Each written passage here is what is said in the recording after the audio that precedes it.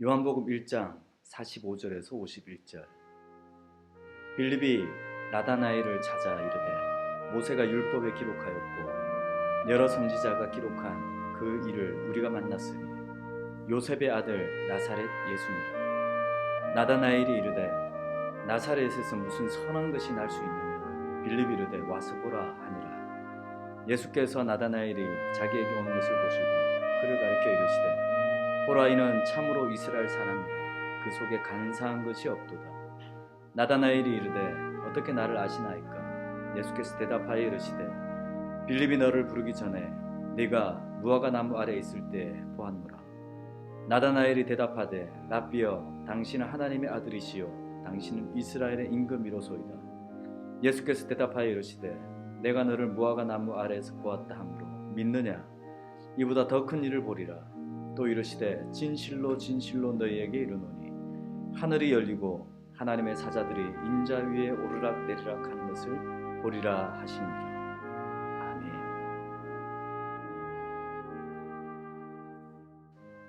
할렐루야. 여러분은 지금 간절히 원하고 있는 것이 무엇입니까? 무엇이 있습니까? 꼭 뭐 소원이 아니더라도 코로나가 제발 빨리 지나갔으면 좋겠다 하는 그런 소망이 우리에게 참 많이 있을 것입니다. 뿐만 아니라 우리 각자 가운데 있는 여러 가지 경제적인 어려움, 삶의 어려움들이 빨리 해결되어지길 바라는 그런 소망, 또 사소한 소망이 아니라 정말 간절히 내 평생 간절히 원하는 소망이 우리 각자에게 다들 있을 것입니다. 너무 간절하게 그런 소망을 이렇게 꿈꾸게 되고 기다리게 되면 우리에게 나타나는 어떤 태도들이 있습니다. 그건 뭐냐 하면 그런 소망이 이루어질 것 같은 조짐을 기다리는 그런 간절하게 이루어지기를 소망하는 마음으로 귀를 자꾸 기울이게 됩니다. 어딘가 조금이라도 그런 소망이 이루어질 만한 그런 도화선을 찾고 싶어서 귀를 기울이게 됩니다.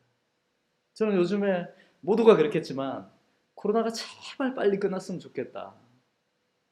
코로나가 빨리 하루속히 지나갔으면 좋겠다라는 그런 참 간절한 마음이 있습니다. 그래서 새벽이든 언제든지 눈을 뜨기만 하면 가장 먼저 뉴스를 찾습니다. 좀 없어졌을까? 확진자가 줄었을까? 날마다 그 뉴스 소식에 귀를 기울이게 됩니다. 그러다가 조금이라도 희망스러운 소식이 이렇게 들려지면 야, 이제 끝나겠다. 야, 이제 사라지겠다 하는 그런 마음이 들면서도 한편으로 조금의 의심이 또 생깁니다. 정말 끝나게 될까?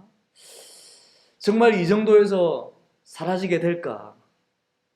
이 기대하는 그런 기대의 소리와 또 그걸 의심하는 소리, 이 두 가지가 이 반반 왔다 갔다 하면서 자꾸 이렇게 생기게 되는 거죠.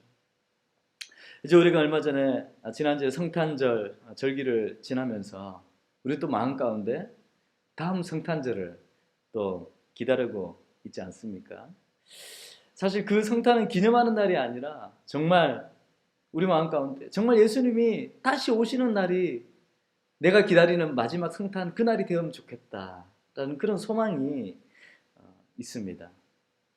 그 무엇보다 우리는 예수 그리스도가 이 땅에 다시 오실 것을 간절히 기다리고 소망하고 있습니다. 그래서 마음에 그런 예수님을 향한 그런 간절한 소망이 있다 보니까 세상 가운데 조금만 이렇게 어둠의 신호들이 가득하고 어둠의 영향력들이 막 이렇게 가득하게 되면 그런 우리가 흔한 말로 그렇게 많이 하죠. 말세다. 예수님 곧 오시겠는데 라고 그렇게 생각하죠. 우리가 간절히 그렇게 기다리고 원하고 소망하다 보면 어느 한쪽에 우리가 귀를 아주 세밀하게 기울이게 되는 것이 우리의 모습입니다. 오늘 우리가 예수님을 그렇게 기다리는 만큼 우리보다 더 많이 기다리던 사람들이 있었습니다. 그들은 바로 이스라엘 사람들이었습니다. 그들이 생명처럼 여기던 모세 율법을 통해서도 그렇고 또 구약의 많은 예언서들을 통해, 예언의 말씀들을 통해 그들은 익히 고통받는 그들에게 그들을 구원할 메시아가 다윗의 줄기를 통해서 나온다는 그 말, 그들은 그 말을 믿으면서 애타게 그분이 오시기를 기다리고 있었습니다. 그분은 베들레헴 누추한 마국간에 오셨고, 그렇게 한동안 숨죽여 지내시다가 드디어 이제 메시아로서의 사역을 시작하게 되었습니다. 세례 요한을 통해서 유대 땅에 그들이 그토록 기다리던, 우리가 그토록 기다리는 그분임을 이제 이스라엘 백성들은 알게 됩니다. 예수님의 행적이 이제 사람들 입에서 조금씩 오르내리기 시작합니다. 예수님은 이제 자신과 함께할 동력자들, 또 제자들을 불러 모으기 시작합니다. 제자들이 예수님을 발견하고 따르는 것이 아니라 예수님이 제자들을 찾아가서 그들을 부르십니다. 나를 따르라, 나를 쫓으라, 그렇게 부르십니다. 그래서 요한복음 15장 16절에는 너희가 나를 택한 것이 아니요 내가 너희를 택하여 세웠다, 그렇게 말씀을 하십니다. 우리는 그분의 소유라는 것을 우리는 인정하고 살아야 하는 것입니다. 오늘 본문의 말씀에 등장하는 나다나엘, 이 나다나엘을 만나기 전에 예수님은 이미 빌립을 찾아가서 나를 따르라, 이 한마디로 빌립을 제자의 무리로 들어오게 합니다. 이미 제자로 부름받은 자들은 예수님에 대해서 얼핏 듣고 있었습니다. 그리고 그분이 따르라는 말에 그들의 삶을 흔들게 되는 거죠. 왜냐하면 서두에 말씀드린 것처럼 이미 모든 이스라엘 사람들이 간절히 메시아가 오기를 원하고 있었기 때문입니다. 그래서 어디엔가 그런 메시아의 소식들이 들려오기만 시작하면 그 말에 귀를 열고 듣게 되는 거죠. 세례 요한의 하나님의 어린 양이라고 선포하고 그분을 하나님의 아들로 증언하자 유대가 조금씩 유대 사회 가운데서 막 들썩이기 시작하는 겁니다. 그러나 그는 아주 미세한 시작이었습니다. 한 번에 절대 요동하지 않았습니다. 왜? 그 사실을 향한 많은 의심들이 가득했기 때문에 그렇습니다. 숨죽여서 지켜보게 만들고 듣게 되는 것이었습니다. 그런 가운데 예수님이 빌립을 찾아왔고 이제 빌립은 예수님을 메시아로 인정하게 되었고 또다시 나다나엘을 만나게 되는 것입니다. 이제 중요한 부분입니다. 빌립은 나다나엘에게 자신에게 사명을 부여한 그 예수님에 대해서 아주 간략하게 소개를 합니다. 어떻게 소개합니까? 나다나엘, 우리가 그분을 만났어요. 아니 왜 그 있잖아요, 모세 율법에도 기록되어 있고 예언자들도 말한 그분 말해요, 그분. 그런데 그분은 나사렛 출신 예수라는 분이에요. 즉시 반사적으로 대답을 합니다. 정말? 정말입니까? 아니 나사렛에서 무슨 선한 것이 나올 수 있단 말이에요. 그렇게 반문을 하는 것이죠. 저는 믿을 수 없는 그런 소식을 들었거든요. 빌립이 소개한 예수님의 정보는 너무도 빈곤해요. 너무도 빈약해요. 나사렛 출신, 흔하디 흔한 이름 예수. 아니 수천 년 동안 조상들로부터 기다려온 그 이름이 나사렛 예수라니. 얼마나 오랫동안 기다렸는데 그분이 아니 어떻게 나사렛에서 출신이란 말이야. 어떻게 그분의 이름이 예수란 말이야. 그러나 빌립이 예수님과 인격적인 만남이 일어난 후에 빌립은 흔하디 흔한 보잘것없는 나사렛 출신의 예수, 랍비, 선생이 아니라 그토록 기다리던 메시아로 새롭게 인식이 되어버린 것이죠. 그 이름이 세상을 바꿀, 세상을 새롭게 할 강력한 생명이고 영원으로 인도할 빛이라는 것을 느끼게 되는 것이죠. 그래서 나다나엘에게 아무 거리낌 없이 예수를 소개하게 되는 것입니다. 예수님을 만나게 하는 것입니다. 여기서 우리가 중요하게 시사하는 바가 있습니다. 내가 알고 있는 예수님, 내가 안다고 자신하는 그 예수님, 지금 그분은 어떤 분인가? 내가 알고 있는 그분은 어떤 분인가? 사실 우리는 너무도 쉽게 오랫동안 들어왔고 또 그렇게 교육받아온 대로 우리는 너무도 쉽게 예수님을 안다고 말하고 의심 없이 그분이 우리의 구원자이라고 그렇게 말을 합니다. 그리고 또 뿐만 아니라 그분을 따르는 것이 참 복된 삶이라고 말하고 그분을 따르는 것이 얼마나 행복하다고 말하는지 모릅니다. 정말 잘 알고 있습니까? 정말 잘 알고 있습니까? 예수님은 이사야 9장 2절에서 7절에 예언한 것과 같이 그분은 큰 빛으로 오셨고 어둠을 꺾고 왕으로 오셔서 이 땅 가운데 하나님의 공의와 정의를 이루실 분이라는 것입니다. 그러한 분으로 알고 계십니까?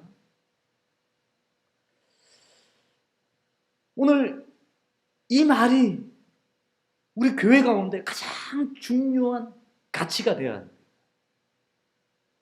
예수 그리스도 모든 것을 바꾸고 새롭게 하는 빛이라는 사실, 생명으로 인도하는 빛이라는 사실, 우리 삶을 다스리시고 인도하시는 왕이라는 사실, 교회를 통해 하나님의 공의와 정의가 존재하도록 만드는 그 이름이 예수 그리스도라는 사실, 이 사실에 교회는 아주 강력하게 믿고 또한 이 사실이 교회 가운데 아주 강력하게 존재해야 하는 것입니다.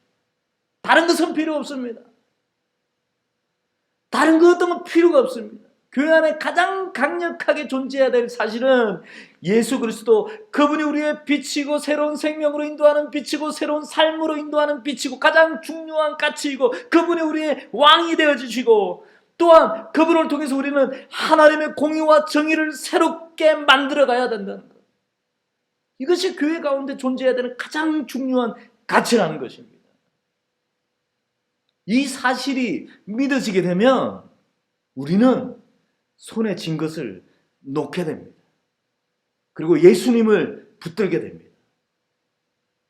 그토록 세상에 목숨 걸고 쫓던 것을 놓아줬고 예수를 쫓게 되는 것입니다.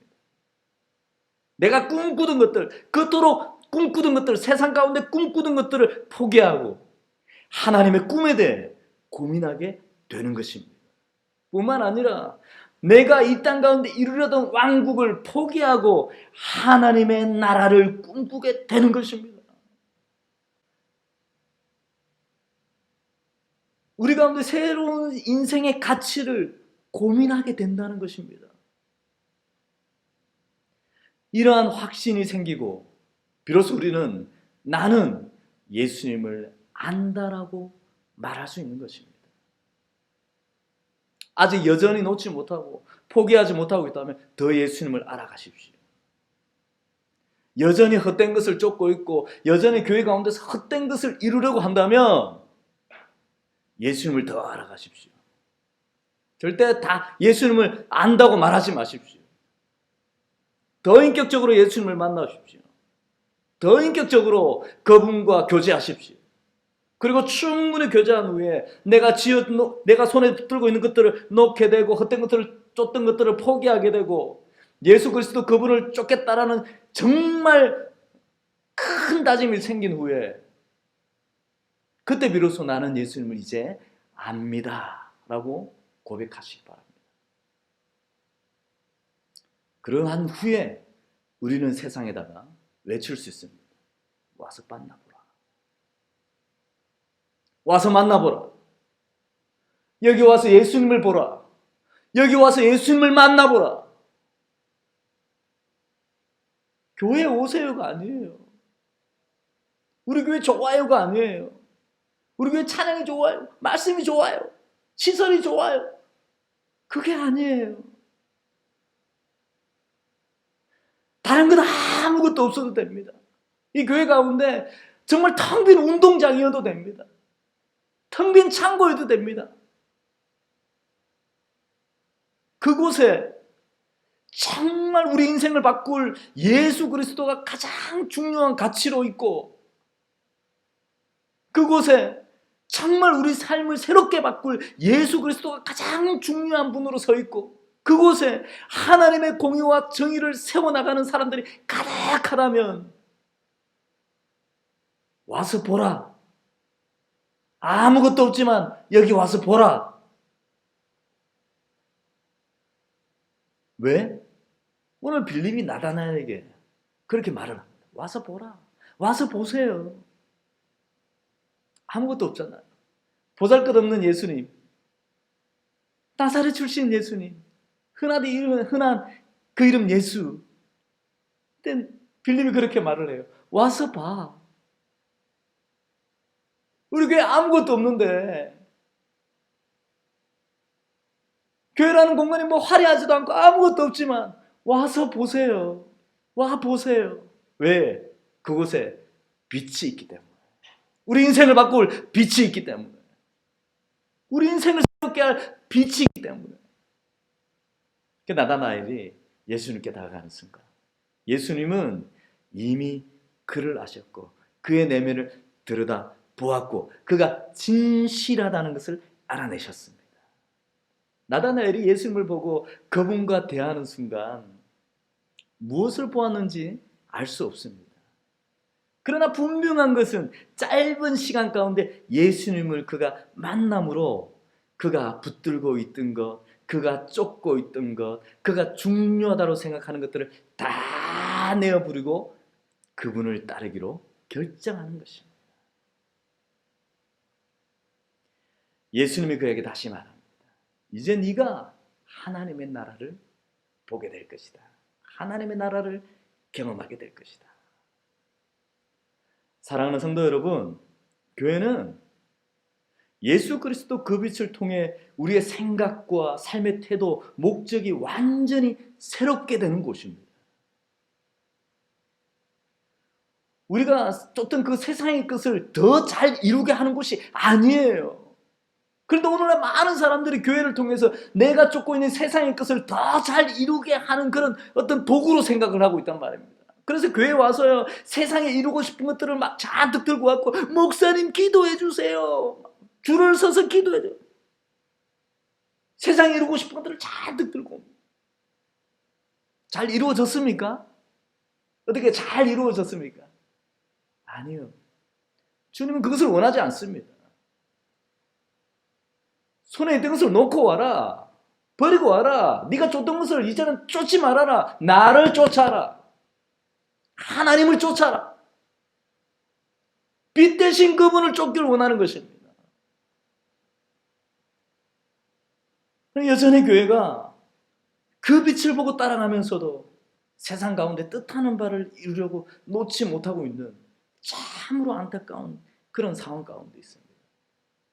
오늘 우리가 간절히 기다리고 소망하는 예수 그리스도, 그 빛을 우리는 만나지 않았습니까? 그 빛을 통해 꿈이 새로워지고 목적이 새로워지고 세상을 살아가는 방법이 새롭게 되기를 축복합니다. 우리 모두 새로워져야 합니다. 2020년 이 마지막 주일을 보내면서 오늘 우리를 그렇게 좀 돌아봤으면 좋겠습니다. 과연 내 삶이 하나님을 쫓으면서 얼마나 많이 변화되었는가? 또한 빛의 영향력이, 그 하나님의 빛의 그 영향력이 내 삶 가운데 들어왔는가? 한번 질문해 보십시오.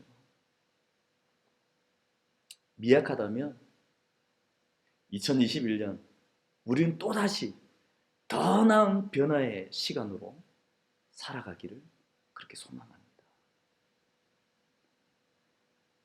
한 해 동안 정말 온전한 교회를 향해서 우리가 어떻게 살아가야 될 것인가, 이 설교 시간을 통해서 계속 선포해 왔습니다. 정말 주님이 원하시는 교회, 정말 주님이 꿈꾸시던 교회, 그 교회를 우리 모든 성도들뿐만 아니라 이 한국에 있는 모든 교회가 새롭게 변화되어져서 그런 놀라운 빛을 소유한 교회로 새롭게 변화되어 갔으면 좋겠습니다.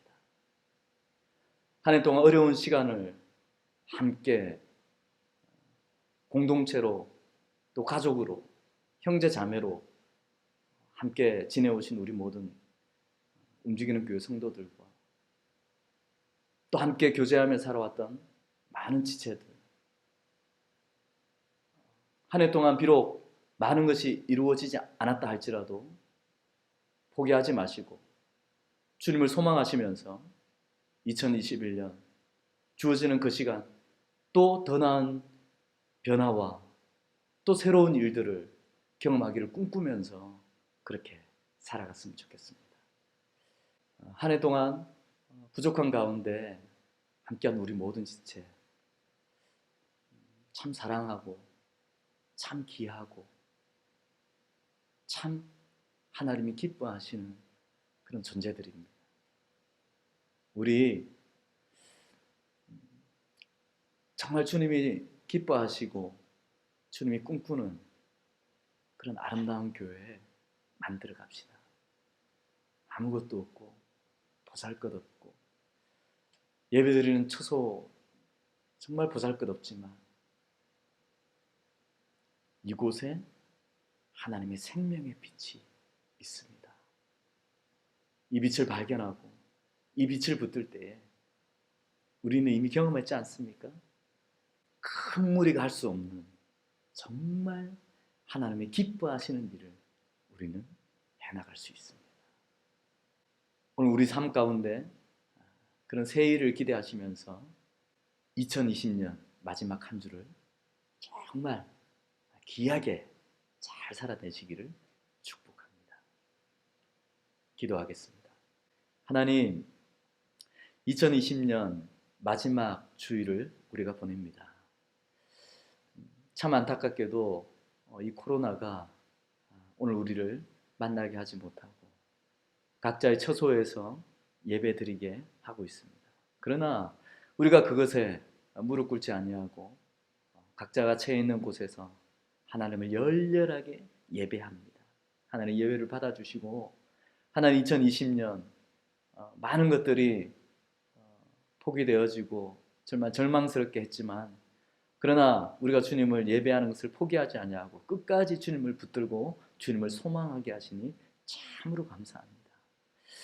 2020년 한 해 동안 우리가 많은 변화를 기대했고 달라지길 원했지만 하나님 연약한 우리가 그렇게 하지 못했습니다. 2021년 우리가 또 한 해를 바라보고 기다리면서 빛 되신 주님, 생명 되신 주님, 우리의 왕 되신 주님께서 우리 삶을 새롭게 변화시켜 주시고 우리 인생을 새롭게 변화시켜 주실 것을 기대하며 또 소망을 품고 또 준비하고 있습니다. 하나님 우리를 인도하시고 주의 놀라운 그런 꿈꾸던 삶을 우리가 살아갈 수 있도록 하나님 도와 주시옵소서. 감사드리며 이제는 예수 그리스도 은혜와 하나님의 놀라운 사랑과 성령의 교통하심이 예수 그리스도 그 빛을 발견하고 그 빛을 통해 새롭게 변화되길 원하는 우리 모든 지체들 머리 위에와 또 그 빛을 통해 놀라운 생명의 교회로 변화되길 원하는 우리 모든 한국교회 머리 위에 이제로부터 영원토록 함께 있을지어다. 아멘.